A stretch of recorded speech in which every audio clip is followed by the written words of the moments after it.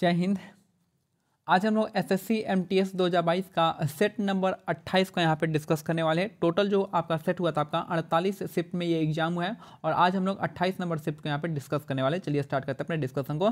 पहला number question देखिए, तो पहला क्वेश्चन हम आते हैं पहले क्वेश्चन से। पहला क्वेश्चन हमारा इंग्लिश में है, पहला दूसरा तीसरा इंग्लिश में है, ठीक है।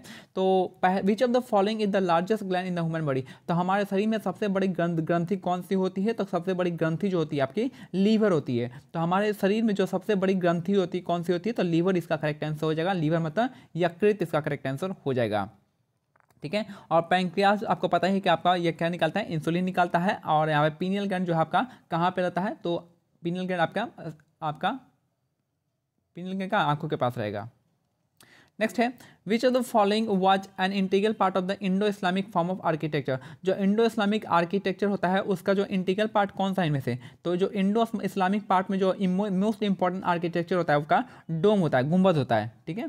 तो which of the following was a integral part of the Indo Islamic form of architecture. जो इंडो इस्लामिक फॉर्म होता है आर्किटेक्चर का उसमें मोस्टली क्या होता है आपका? इंटीग्रल पार्ट कौन सा होता है? तो इंटीग्रल पार्ट जो है इंटीग्रल पार्ट मतलब मोस्ट इंपॉर्टेंट पार्ट जो होता है आपका, जो होना ही होना है वो आपका डोम यानी गुंबद होता है, ठीक है। तो इंडो इस्लामिक का जो फीचर है आपका डोम, इसका करेक्ट आंसर हो जाएगा गुंबद।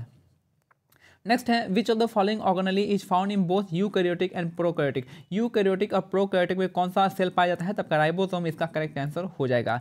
तो which organelle is found in both in eukaryotic and prokaryotic. Eukaryotic और प्रोकैरियोटिक दोनों में कौन सा पाया जाता है? तो आपका राइबोसोम जो आपका वहाँ पे पाया जाता है। राइबोसोम को प्रोटीन की फैक्ट्री कहते हैं। माइटोकॉन्ड्रिया को बताइएगा क्या कहते हैं? माइटोकॉन्ड्रिया का दूसरा नाम क्या है? किचन ऑफ द हाउस कहेंगे, यानी power house of the cell कहेंगे। नेक्स्ट लाहो जो है राज्य का लोक नृत्य। लाहो जो आपका मेघालय राज्य का लोक नृत्य है। लाहो किस राज्य का लोक नृत्य है? तो मेघालय राज्य का जो है लोक नृत्य आपका लाहो है। तो लाहो जो कहाँ का है लोक नृत्य? मेघालय का हो जाएगा। नेक्स्ट है अमजद अली खान का नाम किस वाद्य यंत्र से जुड़ा है? तो सरोद वादक है। तो अमजद अली खान जो है कौन से वादक है? सरोद वादक इसका करेक्ट आंसर हो जाएगा। तो अमजद अली खान जो है इनका संबंध किस है? तो सरोद वादक हो जाएगा। पंडित रविशंकर का संबंध क्या है? सितार वादक है, याद रखिएगा। जाकिर हुसैन का तबला वादक है। अल्लाह रखा का है तबला वादक। तो आपका यहाँ से, और बिरजू महाराज का क्या है? कथक डांस से संबंधित है। और शहनाई किसका है आप बताइएगा हमें। नेक्स्ट है अमजद अली खान का संबंध जो है कौन से है? तो ये आपका सरोद वादक है। अमजद अली खान क्या है? सरोद वादक है। नेक्स्ट है भारतीय संविधान का कौन सा अनुच्छेद धार्मिक मामलों के प्रबंधन की स्वतंत्रता प्रदान करता है? तो अनुच्छेद 26 इसका करेक्ट आंसर हो जाएगा।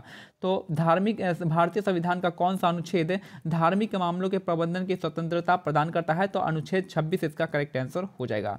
तो भारतीय संविधान का कौन सा अनुच्छेद धार्मिक मामलों के प्रबंधन की स्वतंत्रता प्रदान करता है? तो अनुच्छेद 26 इसका करेक्ट आंसर हो जाएगा। नेक्स्ट है अप्रैल 2022 तक उपलब्ध जानकारी के अनुसार भारत में गन्ने का प्रमुख उत्पादन राज्य कौन सा है? तो आपका उत्तर प्रदेश इसका करेक्ट आंसर हो जाएगा। अप्रैल 2022 तक उपलब्ध जानकारी के अनुसार भारत में गन्ने का प्रमुख उत्पादक राज्य है उत्तर प्रदेश, इसका करेक्ट आंसर हो जाएगा। तो अप्रैल 2022 तक उपलब्ध जानकारी के अनुसार भारत में गन्ने का प्रमुख उत्पादक राज्य है उत्तर प्रदेश, इसका करेक्ट आंसर हो जाएगा। नेक्स्ट है फियरलेस गवर्नेंस पुस्तक के लेखक कौन है? तो ये है आपके किरण बेदी, इसका करेक्ट आंसर हो जाएगा। फियरलेस गवर्नेंस पुस्तक के लेखक आपके किरण बेदी का लिखा हुआ है आपका फियरलेस गवर्नेंस, इसका करेक्ट आंसर हो जाएगा। नेक्स्ट है 1576 में हल्दी घाटी के युद्ध में महाराणा प्रताप को किसने हराया था? तो अकबर ने हराया नहीं था। यहाँ पे आपको कोई डिसाइडिंग फैक्टर नहीं होता, कोई भी डिसाइड नहीं हो पाया था कि कौन हारा था कौन जीता था, ठीक है। तो यहाँ पे हराया नहीं कहेंगे। तो हल्दी घाटी का युद्ध हुआ था किसके बीच में हुआ था? तो महाराणा प्रताप और अकबर की सेनाओं के बीच में हुआ था। तो 1576 का जो हल्दी घाटी का युद्ध हुआ था महाराणा प्रताप और अकबर के बीच में हुआ था। नेक्स्ट है भारत में सर्वोच्च न्यायालय की स्थापना किस अधिनियम के तहत की गई थी? तो 1773 का विनियम अधिनियम यानी रेगुलेटिंग एक्ट के तहत किया गया था। भारत में सर्वोच्च न्यायालय की स्थापना जो है किस अधिनियम के तहत किया गया था? तो 1773 का जो है आपका रेगुलेटिंग एक्ट यानी विनियमन अधिनियम, इसका करेक्ट आंसर हो जाएगा। नेक्स्ट है कथकली किस भारतीय राज्य का शीर्ष शास्त्रीय नृत्य है? तो आपका केरल राज्य का कथकली। कथकली कहाँ का? केरल का हो जाएगा। फिर जो है कर्नाटक का आपका कौन सा हो जाएगा? यक्षगान हो जाएगा। असम का सत्रिया हो जाएगा। और मणिपुर का क्या हो जाएगा? आप मेरे को कमेंट सेक्शन में बताइएगा। तो कथकली किस भारतीय राज्य का शास्त्रीय नृत्य है? तो आपका हो जाएगा केरल, इसका करेक्ट आंसर हो जाएगा। नेक्स्ट है कैंसर जैसे स्थितियों के इलाज के लिए विकिरण समस्थानिक यानी रेडियो आइसोटोप कोबाल्ट 60 से कोबाल्ट थेरेपी गामा किरणों का चिकित्सीय प्रयोग होता है। तो कोबाल्ट 60 से कौन सा प्रयोग निकालते हैं, तो आपका कौन सा रे निकलता है, तो आपका गामा किरणें निकलते हैं, गामा रे निकलता है। कैंसर जैसी स्थितियों को इलाज के लिए विकिरण समस्थानिक यानी कोबाल्ट 60 के कोबाल्ट थेरेपी जो है गामा किरणों का चिकित्सीय प्रयोग है। तो कोबाल्ट 60 से कौन सा रे निकलता है, तो आपका गामा रे निकलता है। नेक्स्ट है प्रसिद्ध भारतीय शास्त्रीय नृत्यांगना मृणालिनी साराभाई को 1965 में पद्मश्री से सम्मानित किया गया था। तो मृणालिनी साराभाई को आपका 1965 में आपका पद्मश्री से सम्मानित किया गया था। तो प्रसिद्ध भारतीय शास्त्रीय नृत्यांगना जो है मृणालिनी साराभाई को 1965 में पद्मश्री से सम्मानित किया गया था। नेक्स्ट है तटीय क्षेत्रों में रात के समय हवा जमीन से समुद्र की ओर चलती है, क्योंकि जब भूमि की तुलना में धीमी गति से ठंडा होता है। जब भूमि की तुलना में धीमी गति से ठंडा होता है तो ये इसलिए क्या होता है, यहाँ पे तटीय क्षेत्रों में रात के समय में हवा जमीन से समुद्र की ओर चलती है। ठीक है, तो तटीय क्षेत्रों में रात के समय हवा जमीन से समुद्र की ओर चलती है, तो जल क्योंकि क्या होता है, जल जो है भूमि की तुलना में धीमी गति से ठंडा होता है। इसका करेक्ट आंसर हो जाएगा। नेक्स्ट है सेम टू सेम चलता है, सी ब्रिज और लैंड ब्रिज ही कहेंगे आपको, सी ब्रिज लैंड ब्रिज के जैसा जाता है। स्वर्ण जयंती ग्राम स्वरोजगार योजना जो आपका वर्ष 1999 में शुरू किया गया था। तो स्वर्ण जयंती ग्राम स्वरोजगार योजना जो है वर्ष 1999 में आपका स्टार्ट किया गया था। स्वर्ण जयंती ग्राम स्वरोजगार योजना आपका 1999 में स्टार्ट किया गया था। नेक्स्ट में राज्य में विधान परिषद को समाप्त करने या बनाने का उसका गठन जो है किस शक्ति के पास है, किस गठन की शक्ति किसके पास है, तो आपका संसद के पास है। तो राज्य में विधान परिषद को समाप्त करना या उनको बनाने का गठन किसके पास है, तो आपका संसद के पास है। और कौन से आर्टिकल में दिया है, आर्टिकल 169 में ये ऐसा प्रावधान दिया गया है। नेक्स्ट है निम्नलिखित में से कौन सा त्यौहार सूर्य की पूजा के लिए समर्पित है और मुख्य रूप से बिहार के लोग द्वारा मनाया जाता है। तो छठ पूजा इसका बहुत ही फेमस है। तो निम्नलिखित में से कौन सा त्यौहार सूर्य की पूजा के लिए समर्पित है और मुख्य रूप से बिहार के लोगों द्वारा मनाया जाता है, तो छठ पूजा इसका करेक्ट आंसर हो जाएगा। मध्य भारत में उभरते सतनामी आंदोलन का उद्देश्य क्या था, तो सतनामी आंदोलन का जो उद्देश्य था चमड़ा श्रमिकों की सामाजिक स्थिति को सुधार करना था। तो सतनामी आंदोलन का उद्देश्य था आपका चमड़ा श्रमिकों की सामाजिक स्थितियों में सुधार करना, इसका करेक्ट आंसर हो जाएगा। नेक्स्ट है ओलंपिक खेलों में व्यक्तिगत स्वर्ण पदक जीतने वाले पहली भारतीय निम्नलिखित में से कौन है, तो आपका अभिनव बिंद्रा इसका करेक्ट आंसर हो जाएंगे। ओलंपिक खेलों में व्यक्तिगत स्वर्ण पदक जीतने वाले या वाली पहली भारतीय निम्नलिखित में से कौन है, तो अभिनव बिंद्रा जो है आपका 2008 के ओलंपिक में स्वर्ण पदक जीते थे शूटिंग में। नेक्स्ट है राजस्थान में 2022 में शुरू की गई कौन सी योजना राज्य की ग्रामीण लड़कियों को छात्रवृत्ति योजना प्रदान करती है, तो उड़ान योजना इसका करेक्ट आंसर हो जाएगा।